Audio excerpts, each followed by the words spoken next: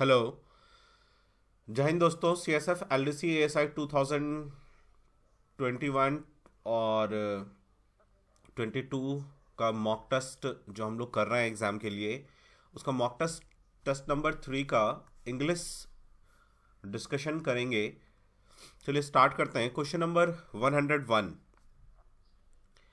Answer इससे पहले मैं ऑलरेडी आप लोगों के बैच में, आपके ग्रुप में दे चुका हूँ, पेन ड्राइव वाले ग्रुप में, तो वहाँ आपको पीडीएफ वाला आंसर मिल जाएगा। In the following question, out of the four alternative, choose the word which best express the meaning of the given word. Rectify. Rectify का बेस्ट मीनिंग हमें ढूंढना है। बेस्ट मीनिंग का मीनिंग होता है हमें सिनोनिम ढूंढना है।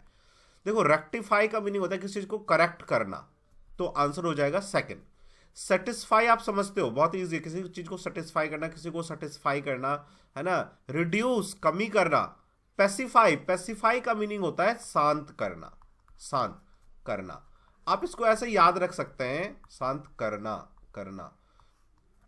पेसिफाई मीन शांत करना। जैसे पैसिफिक ओशन, पैसिफिक ओशन, प्रशांत महासागर है ना, सबसे शांत माना जाता है प्रशांत महासागर को, ठीक है ना। तो पैसिफिक ओशन, पेसिफाई शांत करना, ठीक है। 102 पे आइए। In the following question, out of the four alternative, choose the word which is opposite in meaning to the given word. हमें इस वैंक्विस का अपोजिट मीनिंग ढूंढना है, ठीक है। देखिए, तो वैंक्विस का मीनिंग होता है जीतना, किसी चीज को कॉन्क्वेयर कर लेना। कॉन्क्वेयर मतलब जीत जाना, तो उल्टा क्या हो जाएगा? सरेंडर कर देना, हार जाना, सरेंडर करना, ठीक है। वेनिस का मीनिंग होता है खत्म कर देना, ठीक है ना, साफ कर देना। वेनिस, वेनिस एक डिटर्जेंट भी आता है, आपने देखा होगा घरों में यूज होता है हम लोग के। वेनिस पानी में डालते हैं तो क्या करता है? गंदगी को साफ कर देता है। तो वेनिस का मीनिंग वो हो गया। वार्निस, देखो जो ये वार्निस है ना, इसका मीनिंग होता है पेंट। जो पेंट होता है या ऐसा कुछ भी हम जो लिक्विड फॉर्म में कहीं पे अप्लाई करते हैं, वुड वगैरह पे लगाते हैं, दैट इज कॉल्ड वार्निस, है ना। यहाँ देखो, वार्निस से मुझे एक चीज याद आ गया। एक क्वेश्चन पूछा गया था अपने एग्जाम में कि जब इलेक्शन होता है तो हाथ पे एक इंक लगाया जाता है ना, उंगली पे ऐसे करके, लेफ्ट हैंड पे, है ना। ये जो इंक है ब्लू कलर का, ये कहां से आता है? तो ये आता है मैसूर पेंट एंड वार्निसेस। मैसूर, मैसूरू कहते हैं शायद, अब मैसूरू पेंट एंड वार्निसेस जो कंपनी है मैसूर, आप मैसूर ही याद रखो, Mysore, Mysore paint and varnishes, paint and varnishes. और अच्छी बात तो यह है, पाकिस्तान में भी इलेक्शन होता है ना, तो इंडिया से ही जाता है, ठीक है। बांग्लादेश में इंडिया से ही जाता है ये पेंट, ठीक है। नेक्स्ट आइए, 103 पे आइए। करेक्टली स्पेल्ड वर्ड हमें इसमें ढूंढना है। देखो, ग्रोटेस्क का मीनिंग होता है बहुत ही खतरनाक। जैसे इसको यूज करते हैं हम लोग, ग्रोटेक्स, ग्रोटेक्स किलिंग, बहुत बुरी तरह से निर्दयता से किसी को मार देना, उसे हम कहते हैं ग्रोटेस्क। और ग्रोटेस्क की जो स्पेलिंग होती है वही होती है ग्रोटेस। देखो, मैं हमेशा आपको ये समझाता आया हूं ना कि जब भी स्पेलिंग लिखना हो ना, ये चार जो है ना, आप मत देखो करो, पहले खुद से लिख लो अपना स्पेलिंग, क्योंकि आप इसको देखोगे ना तो कंफ्यूज हो जाओगे, ठीक है ना। तो ग्रोटेस्क, QUE, ग्रोटेस्क। तो फोर्थ जो है इसका आंसर हो जाएगा, ठीक है। चलिए नेक्स्ट आइए। नेक्स्ट है हमारा error. In the following question one part of the sentence में हैव एन एरर, मतलब एरर वाला क्वेश्चन है। अब देखो, एग्जाम में पूरा क्वेश्चन मत पढ़ने लग जाना, आपको पता चल गया ना ये थोड़ा सा पढ़ गई है कि एरर वाला क्वेश्चन है, तो एरर करने लग जाएंगे। बहुत सारे स्टूडेंट क्या करते हैं, इसको पढ़ने लग जाएंगे, 2 बार पढ़ेंगे। मत करना ये सब काम, नहीं तो आपका टाइम खराब होगा, ठीक है। क्वेश्चन नंबर 104 पे आइए। Here is something pretty that you can wear on the party. On the party थोड़ी ना होगा, पार्टी में पहनेंगे, तो इन द पार्टी होना चाहिए, है कि नहीं। तो ऑन की जगह इन कर दो। 105 पे आओ। देखो क्या है, he was for all selling the car, he was for all selling the car and buying the bicycle. देखो ये कहना क्या चाहता है कि वो करता क्या है कि सेल करता है कार को और बाय करता है बाईसाइकिल को। यदि ये स्ट्रक्चर ऐसा रह जाएगा, he was for all selling car, सभी कार को सेल करता है वो, ये गलत हो जाएगा। ये कहना चाहता है ऑल ही वॉज, है ना, ये जो ऑल है ना इसको पीछे लगा दो, ऑल ही वॉज फॉर, वो ऑल पूरी तरह से करता क्या है, selling the car and buying the bicycle, तो ऑल पहले आ जाएगा, यहां से हटके, यहां से हटके। 106 पे आओ, look at what I am doing, तो यहां तक तो कोई गलती नहीं है, look at what I am doing and do like I do, ठीक है ना। तो ये गलती है। देखो यदि सेंटेंस में पहले वॉट का यूज किया है तो आगे भी कंपैरिजन के लिए वॉट का यूज करेंगे, look at what I am doing and do what I do, वो जो मैं करता हूं और वही करो जो मैं करता हूं, वो ये कहना चाह रहा है। यदि ऐसा होता look do like I am doing, तो यहां पे होता I and do like I do, ठीक है ना। सो यहां पे वॉट इसने लगाया कंपैरिजन के लिए, तो हम भी वॉट का ही यूज करेंगे, लाइक का यूज नहीं करेंगे। 107 पे आइए, ऑन बीइंग कॉल्ड, बुलाने पर, on being called all of us entered into the room. देखो जब मैंने आपको एंटर्ड बताया था प्रीपोजिशन, आप अपने पेनड्राइव के प्रीपोजिशन वाले चैप्टर में जाना, आपको एंटर के साथ मैंने बताया है कि इनटू लगता भी है और इनटू नहीं भी लगता है। इनटू कब लगता है, जब आप किसी बिजनेस डील में, जब आप किसी बिजनेस डील में किसी भी तरह की डीलिंग में जाते हैं तो एंटर के साथ इनटू लगता है।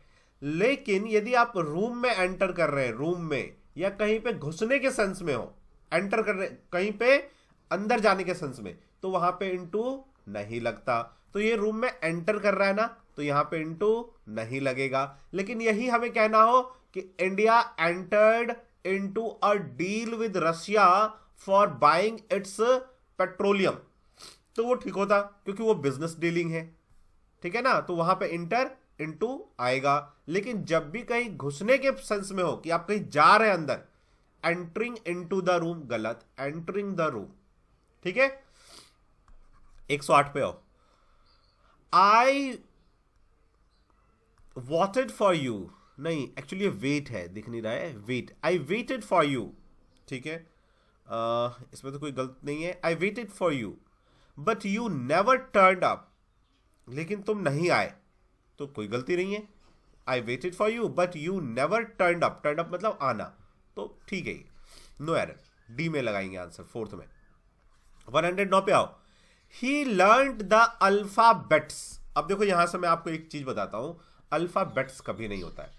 आप ये ट्रिक यूज कर सकते हो यदि कोई आपको इंग्लिश में ना बेवकूफ बना रहा हो, ज्यादा वो अपने आप को स्मार्ट समझता हो, तो वहां पे आप उसे पूछना, ये बताओ इंग्लिश में कितने अल्फाबेट होते हैं, तो वो फट से बोलेगा 26 अल्फाबेट होते हैं, और वो गलत है।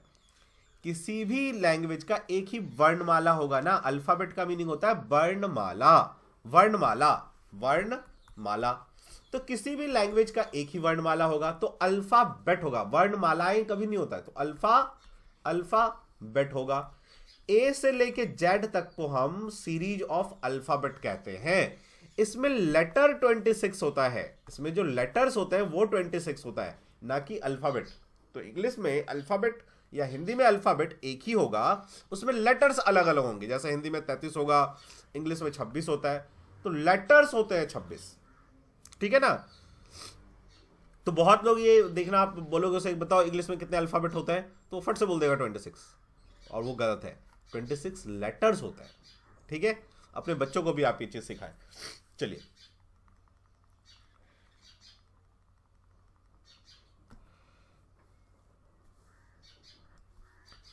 जब मैं इंटरव्यू दे रहा था यूपीएससी की, तब मेरे से ये पूछा गया था कि बताओ इंग्लिश में कितने अल्फाबेट्स होता है और मैंने भी उस टाइम तक इतना गौर नहीं किया था, स्कूल में भी किसी ने नहीं बताया था, ठीक है।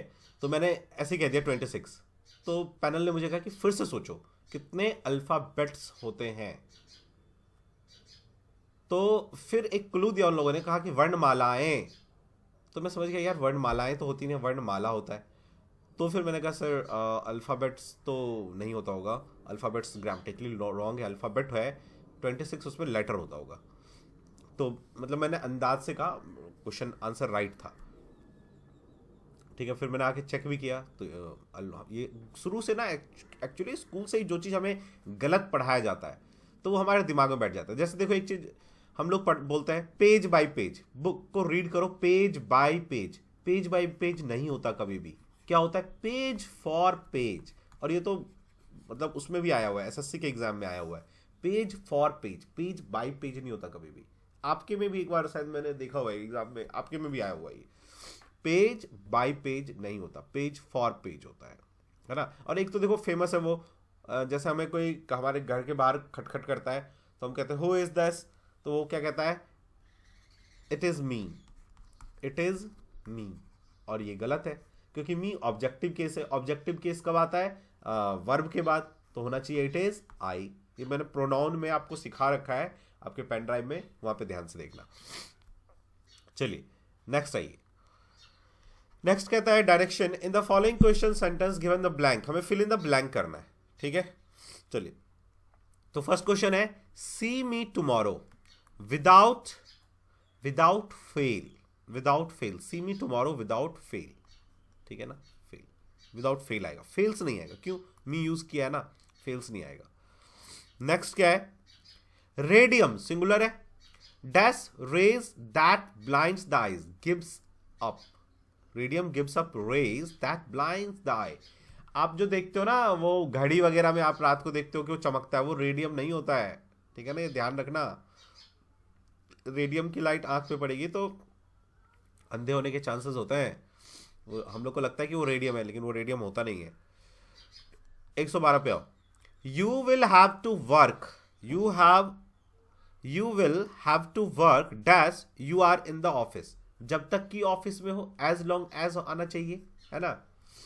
कहीं दूर तो नहीं जा रहा कि एज फार एज आएगा, सो फार या एज गुड एज तो नहीं आएगा। वो कहना चाहता है जब तक आप ऑफिस में आपको काम करना पड़ेगा, तो एज लॉन्ग एज जो है वो करेक्ट वर्ड है।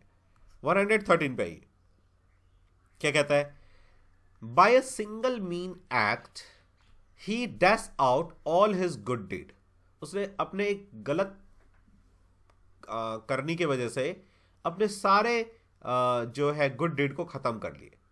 ठीक है ना, तो क्या होगा वाइप्ड, साफ कर ली, खत्म कर दी, वाइप्ड होगा। वाइप मतलब जैसे हमारे यहाँ पे होता है ना वाइपर, हम लोग यू वाइप मतलब पोंछना, और वाइपर मीन्स पोंछने वाला, तो वाइप कर दिया। 140 पे आओ। अच्छा आप ये कह सकते हो कि सर आपने वाइप क्यों नहीं लगाया, वाइप्ड क्यों लगाया। तो मैं यदि देखो by single mean act he dash out all his good deeds, मतलब एक तो ये प्रतीत हो रहा है कि भाई पास्ट का है, हमें रिजेंबल हो रहा है ऐसा। ठीक है ना, यदि मैं वाइप लगाता भी तो वाइप यहाँ पे है नहीं, वर्कड तो होगा नहीं, विस्क्ड होगा नहीं, विप्ड होगा नहीं, विप्ड मतलब चाबुक होता है, वाइप्ड ही होगा, साफ कर लिया। 114 I was conscious dash a break in my voice, I was conscious, मैं कॉन्सियस था, ठीक है ना, कि मेरी आवाज जो है ना ब्रेक हो रहा है ना, off a break of my voice, तो ऑफ पे लगा दो, जो मेरा कॉन्सियस ऑफ होता है कहीं भी, I am conscious of all the things now a days, conscious के साथ ऑफ लगाते हैं। ठीक है, देखो इंग्लिश में ना जो इंग्लिश बोलते हैं है ना, उनको पता चल जाता है कि यहाँ पे ना ऑफ लगेगा। जैसे फॉर एग्जाम्पल मैं कहूँ ही अफ्रेड मी, हम लोग ऐसे बोल देते हैं, लेकिन जो करेक्ट इंग्लिश बोलता होगा वो बोलेगा ही अफ्रेड ऑफ मी, उसको पता है ना, उनके पास वो सेंस है, जैसे अपने पास हिंदी का सेंस है, उनके पास उस लैंग्वेज का सेंस है। तो आपको इसमें घबराना नहीं है, कुछ चीज हमें याद भी करना पड़ता है। जो मैंने पेन ड्राइव में आपको प्रीपोजिशन के साथ फिक्स्ड वर्ब के साथ जो फिक्स प्रीपोजिशन पढ़ाया हुआ है वो वहां से आप कर लो। ठीक है, और आपके एग्जाम में जो क्वेश्चन आएगा वो वहीं से आएगा। ठीक है, आपको उसमें घबराने की जरूरत नहीं है। देखो कुछ लड़के क्या करते हैं ना, मोटी मोटी बुक लेके बैठ जाते हैं इंग्लिश सीखने के लिए, वो इंग्लिश का मास्टर भी बन जाएंगे।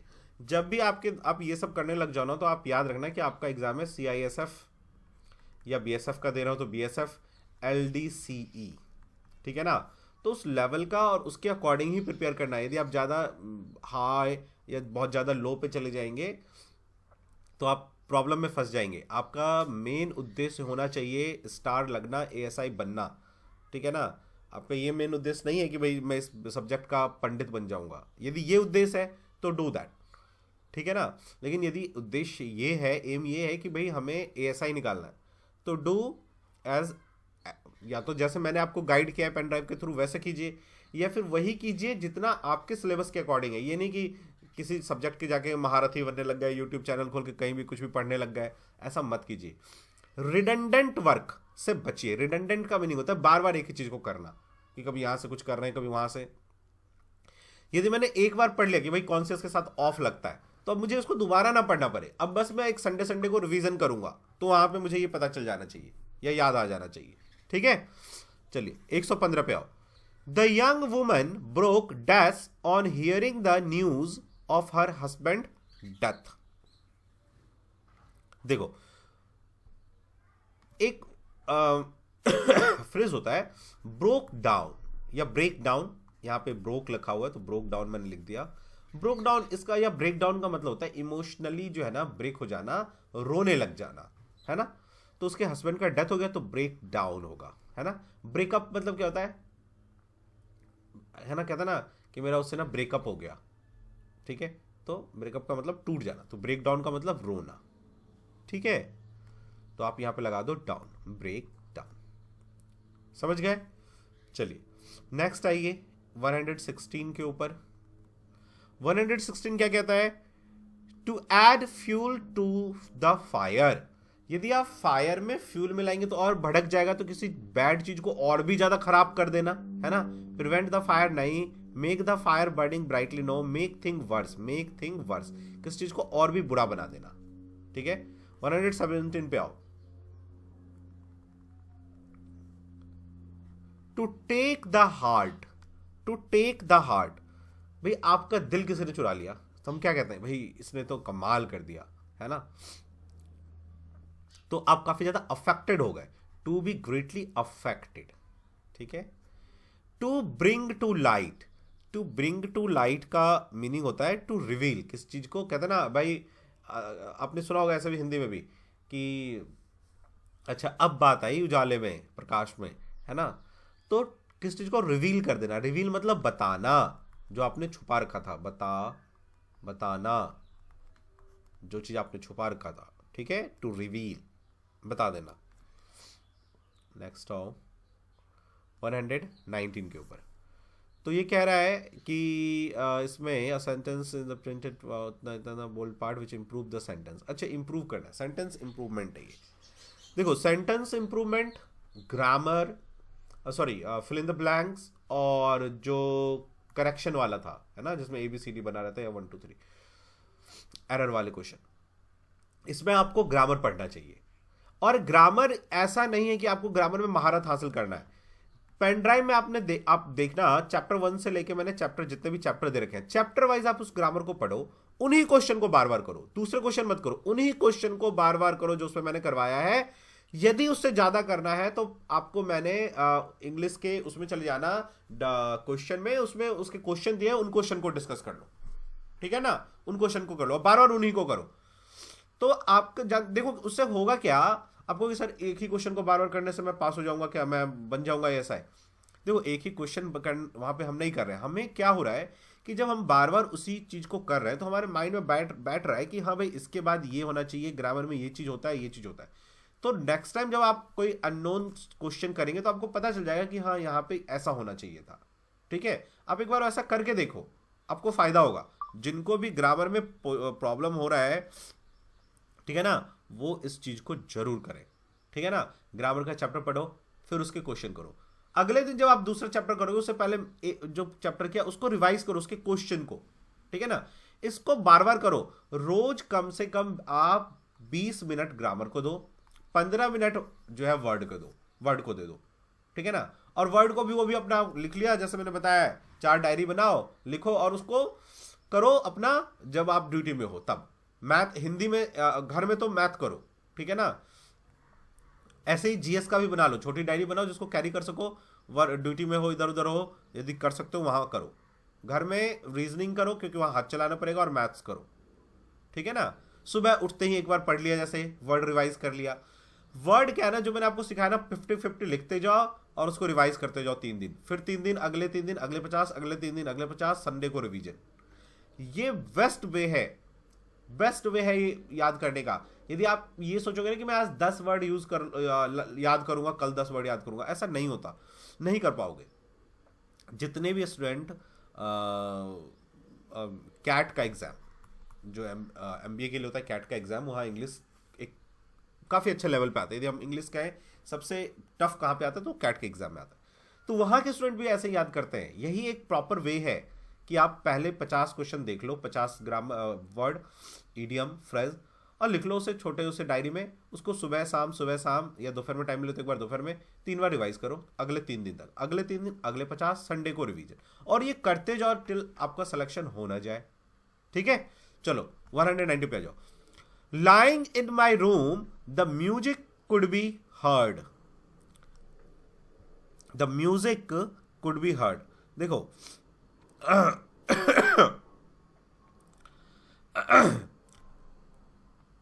अब इसमें हमें इसे ठीक करना है, ठीक है ना। ग्रामेटिकल मिस्टेक है। देखो एक होता है टू हियर द म्यूजिक, वो ईडियम होता है, उसका मीनिंग होता है डांट सुननी पड़ेगी यदि आपने कोई गलत काम कर दिया तो। लेकिन यहाँ पे हमें ग्रामर ठीक करना है, ठीक है ना।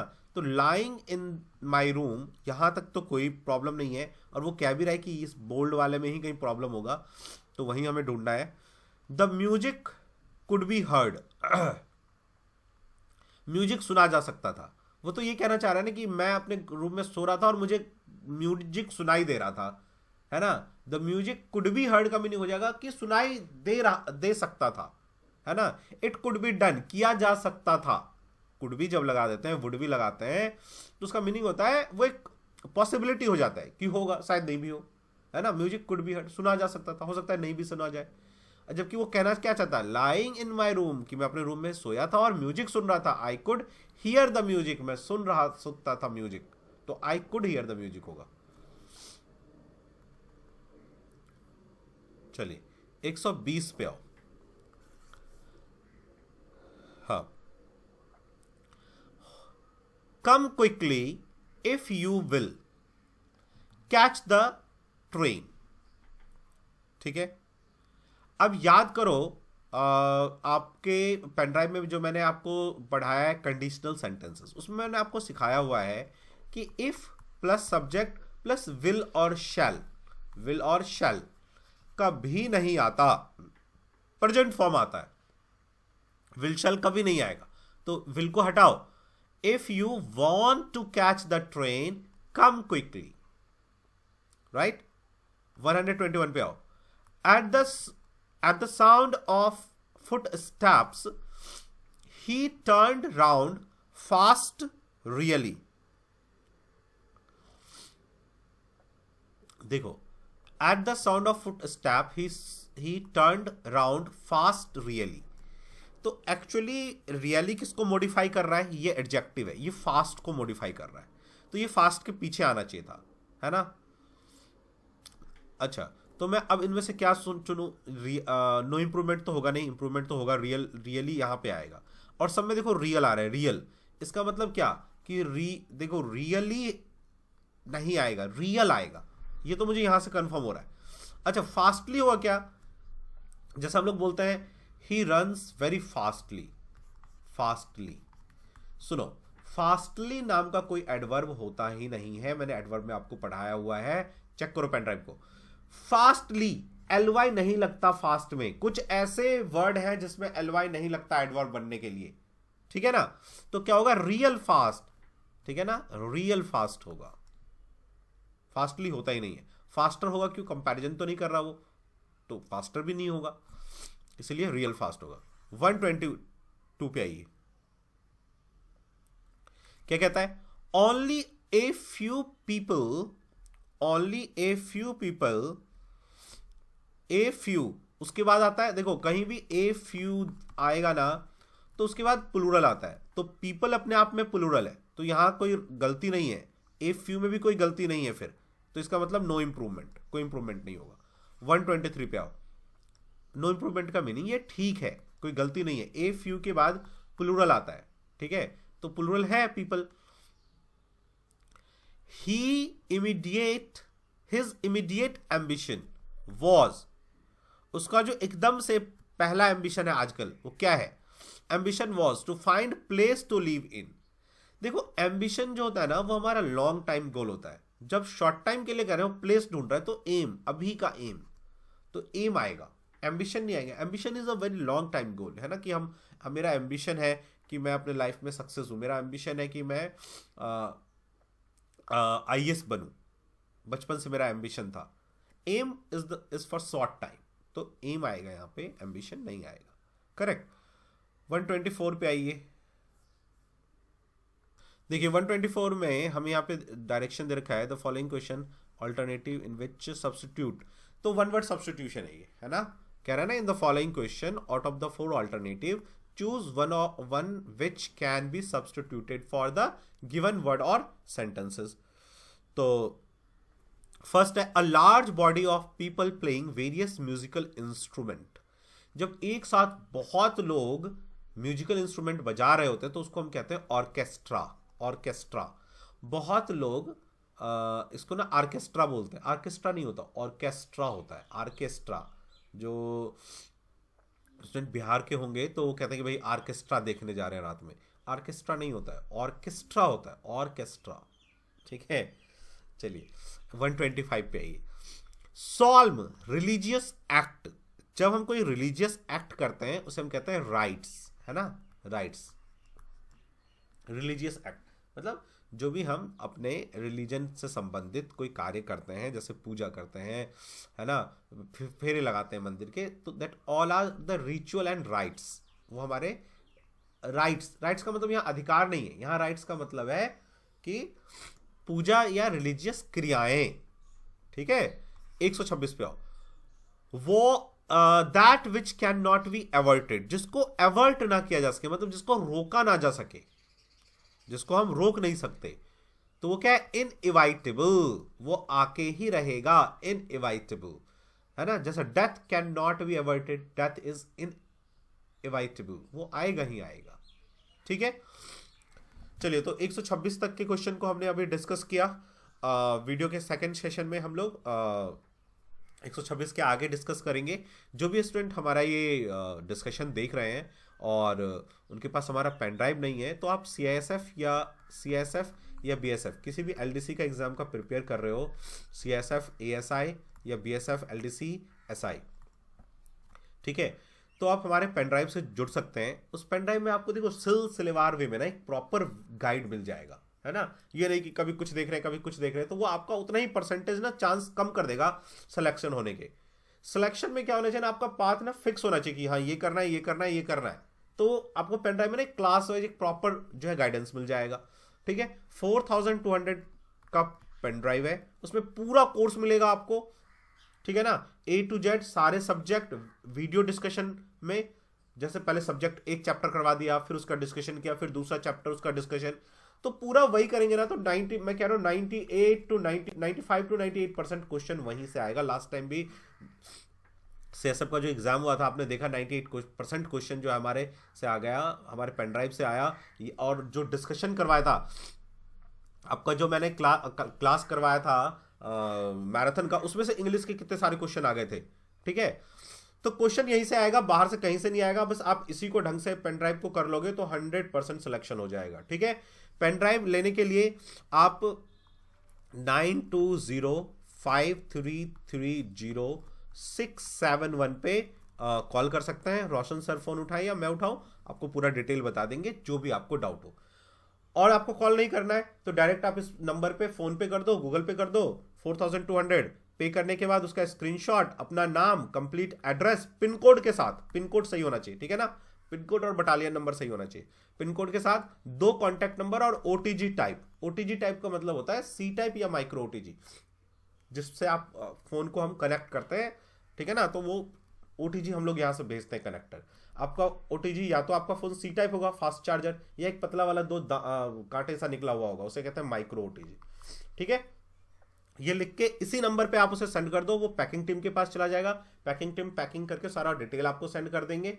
ठीक है ना, और 3 to 5 डेज में आप कहीं भी हो आपका जो है पेन ड्राइव पहुंच जाएगा। आराम से उसे फोन में लगाओ, इंटरनेट की भी कोई जरूरत नहीं है। बॉर्डर एरियाज में जो रह रहे हैं उनके लिए तो बून है ये, ठीक है ना, कि अपना लगाओ फोन में और देखो, कोई जरूरत नहीं है इंटरनेट वगैरह की। ठीक है, और बाकी डाउट के लिए आप जब पेन ड्राइव लोगे तो ग्रुप में ऐड हो जाओगे, वहां आप अपने डाउट पूछ सकते हो, वीकली टेस्ट दे सकते हैं। ठीक है, एग्जाम के टाइम में अपन रेगुलर टेस्ट करेंगे, एक दिन टेस्ट एक दिन discussion, test discussion, around 15-20 test उस टाइम करेंगे। ठीक है ना, और इतना सब कुछ मिल रहा है आपको 4200 में।